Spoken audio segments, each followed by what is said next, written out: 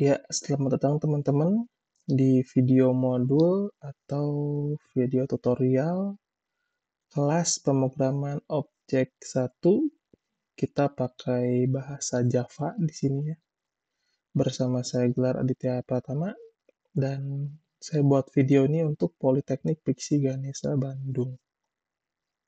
Kita masuk ke pertemuan kedua. Di video kedua ini kita akan membahas tipe data, terus objek, kelas, dan metode di Java. Jadi intinya adalah pengenalan sintak-sintak Java atau codingan di Java. Kurang lebih seperti yang akan kita bahas. Karena di pertemuan sebelumnya kita sudah berhasil instalasi, maka di pertemuan kedua ini kita mulai bahas bagaimana coding atau sintak-sintak dasar dulu di Java. Gitu ya. Kurang lebih seperti itu. Kita mulai aja. Pertama, dengan cara kita buka NetBeans-nya dulu yang sudah diinstal di pertemuan sebelumnya atau di video sebelumnya.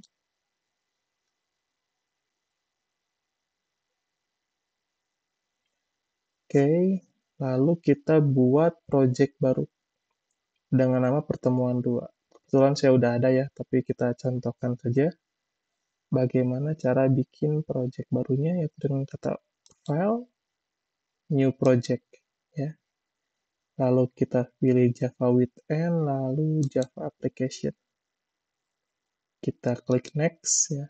Nah, jangan lupa isi nama projectnya dengan nama pertemuan kita. Kita ada pertemuan 2, jadi tulis pertemuan 2 gitu ya. Oh, karena saya udah ada, jadi muncul error seperti ini. Anggap aja saya pertemuan 2B lah. Ingat-ingat juga ganti project lokasinya di mana. Juga nama kelasnya nih ya, nama main kelasnya kita biasakan menggunakan ke nama inisial diri sendiri, misalkan com, terus username kita atau nickname kita. Nah, seperti ini. Lalu ini pertemuan 2B itu adalah nama projectnya. Kalau sudah, di finish saja ya. Tapi karena kebetulan saya udah ada, berarti saya udah langsung aja. Dan nanti yang akan terjadi adalah seperti ini. Oke. Nah, ini saya kebetulan sudah ada codingannya. Oke, nah di sini akan saya jelaskan apa yang akan kita lakukan di pertemuan 2 ini. Pertama, kita akan membahas bahwa kita punya beberapa fungsi atau metode di sini ya. Pertama yang jadi defaultnya adalah public static void main. Ini adalah mainnya atau hal utamanya yang dia punya di Java ini. Ini kode di sini yang akan dijalankan pertama kali juga. Jadi ini memang sudah ada dari sananya, lalu kita akan tambahkan beberapa script ini. Oke. Selanjutnya nanti kita akan buat beberapa fungsi lain atau metode lain. Pertama adalah fungsi print message, fungsi aritmatika, dan fungsi class data. Gitu ya. Oke, pertama kita abaikan dulu aja yang ini. Kita akan masuk, oh tapi merah ya. Kita akan masuk sini dulu aja. Pertama, di public static void main ini, yang akan kita lakukan adalah kita coba print dulu deh, seperti pertemuan kemarin. Kita coba print sesuatu, yaitu adalah ini contoh teks. Ini bagaimana cara kita ngeprint di Java. Ingat, karena ini agak terlalu panjang, kita bisa singkat dengan mengetikkan shout, lalu pencet tab, okay, untuk mempersingkat waktu mengetikkan. Lalu kita juga bikin sebuah variabel. Nah, ini variabel itu adalah seperti tempat kosong yang kita namain sesuatu, tempat kita menyimpan data. Nah, ini itu disebut variabel. Kita ada beberapa variabel di Java itu. Ini adalah variabel pertama dengan tipe datanya string. String itu teks ya. Teks ataupun kata gitu ya, atau bisa kalimat juga di situ. Kita simpan di sini, bikin variabel dengan nama text1 dengan tipe data string, lalu isinya adalah ini. Ini contoh teks gitu ya, dan pakai kutip karena dia tipenya string. Kita juga bikin teks2 dan teks3 dengan value-nya masing-masing seperti ini. Lalu kita coba print masing-masing variabel itu.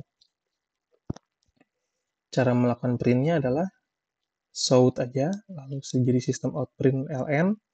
Nah, ada print ln dan print biasa. Ini bedanya adalah kalau print ln ini adalah kita nanti setelah teksnya itu diberikan new line gitu ya, atau enter lah gitu ya.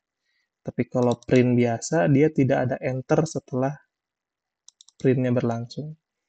Jadi kalau ini sistem outprint ln teks1, lalu yang ini teks2 dan teks3-nya kita pakai print aja, kita pengen lihat perbedaannya. Lalu selanjutnya ini untuk kasih spasi aja sih, string kosong ini ya, isinya kosong aja gitu, untuk memberikan spasi. Kita akan coba lihat apa perbedaannya ya. Itu kita start di sini nih, ada run project di sini. Nah, kita bisa lihat ini contoh teks itu adalah dengan cara print-nya, kita beneran print si teksnya. Tapi kalau contoh teks1 ini kita print-nya si nama variabelnya. Lalu ini contoh teks2 dan ini contoh teks3 rapat sekali ya, ini nggak ada enternya.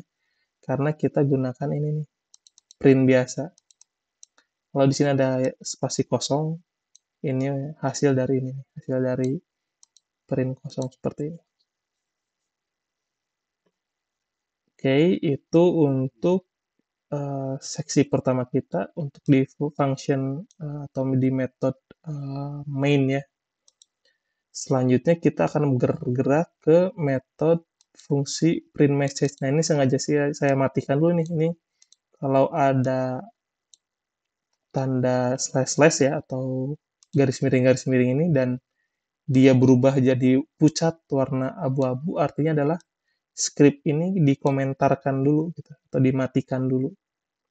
Jadi tidak ikut dilaksanakan, dikerjakan ya oleh si Java. Tapi kita bisa hidupkan kembali gitu ya dengan cara menghapusnya aja. Nah, jadi dia berubah menjadi hitam ya. Artinya dia sudah aktif kembali dan ini yang kedua ini masih mati. Oke. Oh ya, sebelumnya ada beberapa cara penamaan gitu ya. Kalau variabel, cara menamakannya adalah dengan menggunakan huruf kecil semua. Saya kasih di sini nih. Atau kita paling atas dulu deh. Nah, cara penamaan variabel itu adalah huruf kecil semua tanpa spasi ya.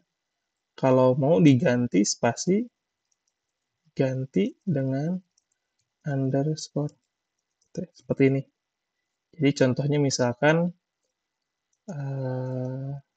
variabel angka itu ya, 1 seperti ini. Ini untuk penamaan variabel. Sedangkan untuk cara penamaan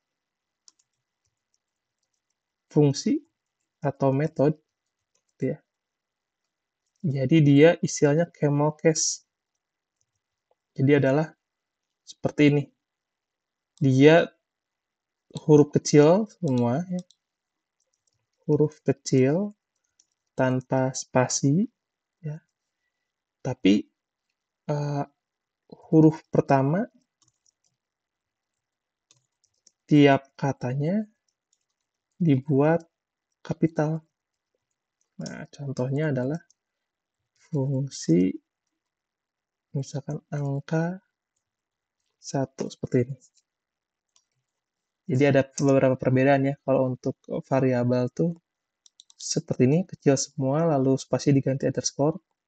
Sedangkan untuk penamaan fungsi kecil semua juga, spasinya diganti, nggak diganti dengan underscore, tapi biarkan saja. Tapi ini nih, setiap kata kita kasih huruf besar atau huruf kapital. Itu ya. Makanya di sini adalah teks satu, atau bisa kita bilang teks satu juga seperti ini bisa nih. Teks underscore satu bisa ya. Ini juga teks underscore bisa juga ya. Kita pakai seperti ini juga bisa. Tapi sedangkan nama fungsi adalah fungsi print message. Harus seperti ini. Jangan pakai underscore. Nah, oleh karena itu kita bikin di sini namanya public static void fungsi print message.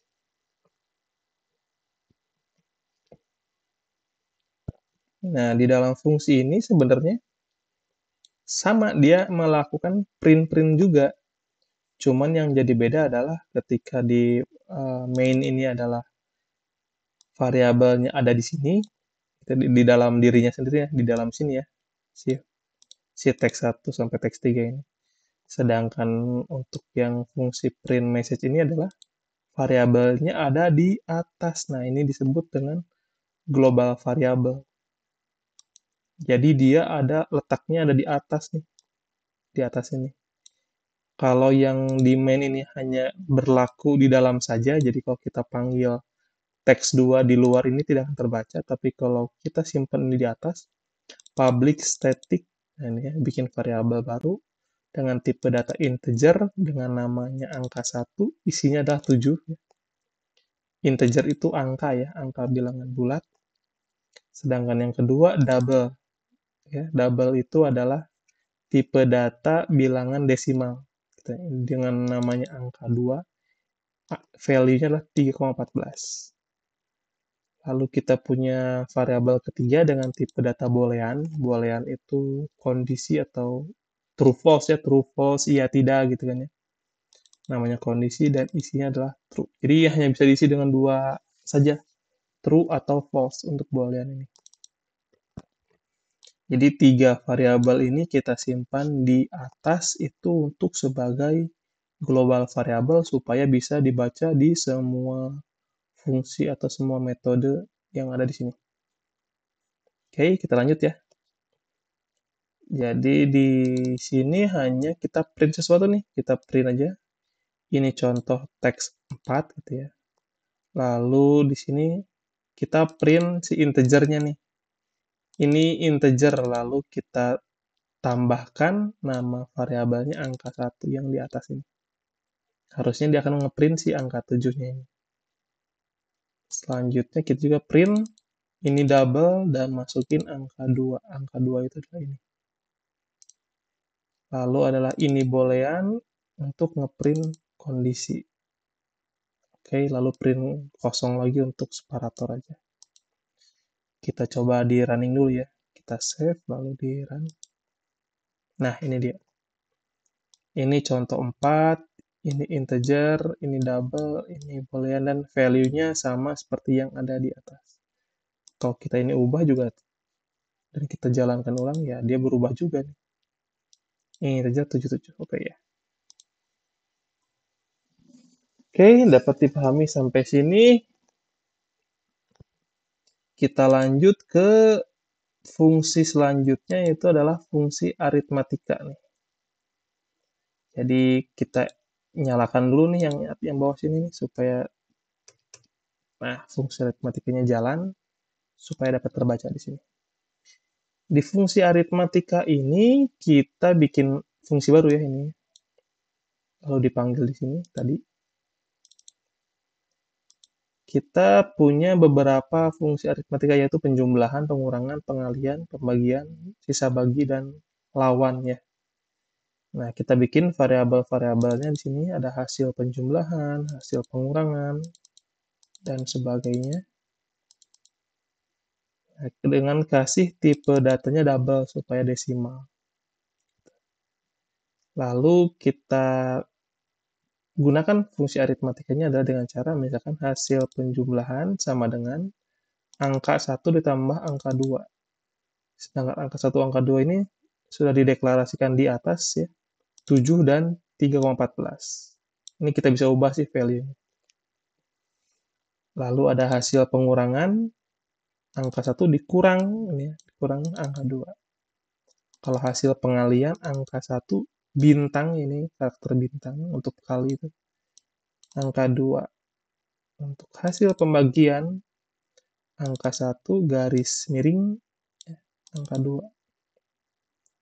Untuk sisa bagi, angka 1 pakai persen ya, atau modulasi, pakai persen, angka 2 untuk sisa bagi. Sedangkan untuk hasilnya ini untuk boolean, ini boolean hasil lawan.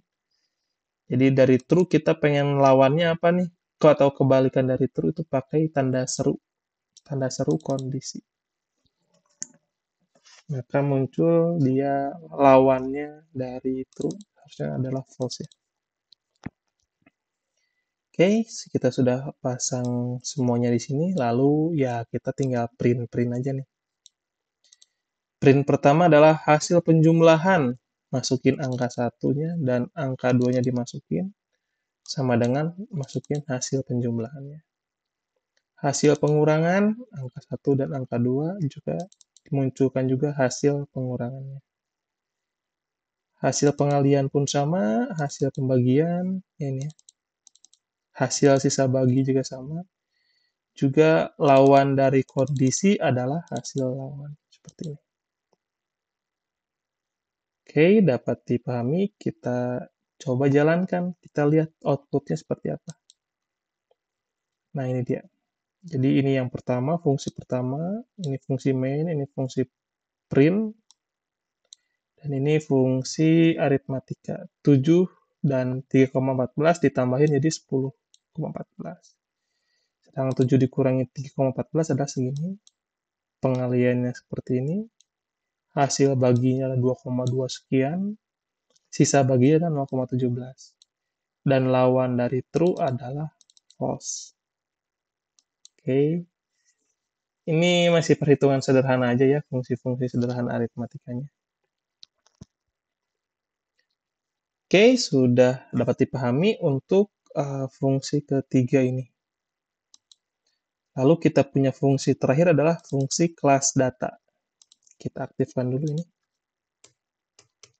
Oke. Fungsi kelas data adalah tujuannya adalah kita kan sudah punya namanya ini kelas pertemuan 2 ya. By default ketika kita bikin project dengan nama pertemuan 2, dia sudah terbentuk nama kelasnya pertemuan 2. Kita pengen coba bikin kelas baru nih untuk menyimpan beberapa data lah gitu ya. Maka kita bikin file baru nih di sini. Kita klik dulu nama foldernya atau nama package-nya di sini. Klik kanan, new Java class. Isi saja dengan nama yang diinginkan. Kebetulan saya pakai namanya kelas data. Oh ya, penamaan kelas juga sama dengan penamaan ini. Tapi penamaan kelas adalah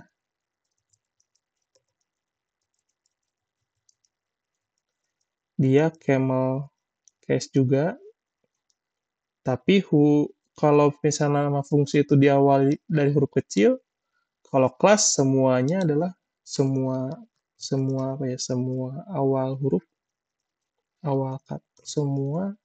huruf pertama,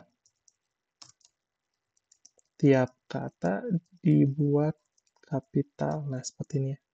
Misalkan ini kelas data, C-nya sudah besar dan D-nya juga besar. Nah, apa yang kita simpan di kelas data ini? Nah, kita cukup bikin dua fungsi atau dua metode seperti ini. Yang pertama adalah kita punya public string. Oh iya, di sini kan sebelumnya adanya void ya. Void itu artinya adalah dia tidak punya balikan data lah. Di si fungsinya fungsi kosong aja gitu, hanya menjalankan isinya aja. Tapi kalau dia ada public string, artinya dia mereturn atau mengembalikan data berupa string. Sedangkan yang satu lagi ada public integer, dia akan mengembalikan data berupa integer, yaitu number. Nah, di sini nama fungsi pertama dapatkan string gitu ya. Lalu kita akan kembalikan datanya adalah ini string dari kelas. Lalu yang kedua dapatkan integer, kita akan return sebuah angka di sini. Oke, jadi dua fungsi ini aja ya. Yang satu ngasihin string, teks atau kalimat ini. Yang satu lagi ngasihin angka. Nah, bagaimana cara mendapatkannya? Nah, kita lakukan di fungsi ini, fungsi kelas data ini. Dengan cara kita panggil dulu namanya nih, kelas data gitu ya. Lalu kita bikin variabelnya kelas underscore data. Kelas data itu namain ya, nama si ini. Kelas data, terus ini nama variabel yang kita buat sendiri sama dengan new kelas data.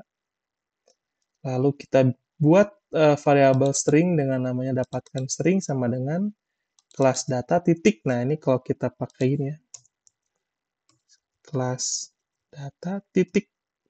Nah, dia sudah otomatis nih ada autofill-nya nih. Autofill untuk ngasih saran. Di sana ada fungsi apa aja. Nah, kita bisa pakai dapatkan string atau dapatkan integer. Kita pakai saja dapatkan stringnya. Jadi untuk dapatkan string, ya kita ambilkan dapatkan string. Sedangkan integer dapatkan integer, kelas data titik dapatkan integer. Lalu kita print aja nih dua variabel tadi. Yang ini adalah ini string dari kelas data. Dapatkan string, masukin dapatkan stringnya. Ini integer dari kelas data, ini dapatkan integer. Kita coba jalankan. Nah, ini dia. Ini string dari kelas data, ini ya kata-katanya stringnya, dan ini juga angkanya dari sebelah. Jadi kalau yang fungsi pertama tuh variabelnya kita bikin sendiri di dalam. Kalau yang fungsi print message itu kita pakai global variable di sini. Ya. Sedangkan yang ketiga aritmatika sih perhitungan dari global variable. Yang keempat, variabel datanya ini kita ambil dari kelas sebelah gitu ya, bukan kelas yang ini, tapi kelas sebelah. Nah, datanya ada di sini. Kita ambil datanya pakai cara seperti ini. Oke. Dapat dipahami ya, itu adalah pengenalan bagaimana kita bikin variabel, terus cara printnya, kita juga bikin fungsi, dan juga kita bikin fungsi sederhana aritmatika. Juga kita bikin kelas data, kelas sebelah, lalu kita ambil datanya dan tinggal kita print. Dan hasilnya semua ada di sini. Semua berhasil dan menghasilkan hal yang berbeda.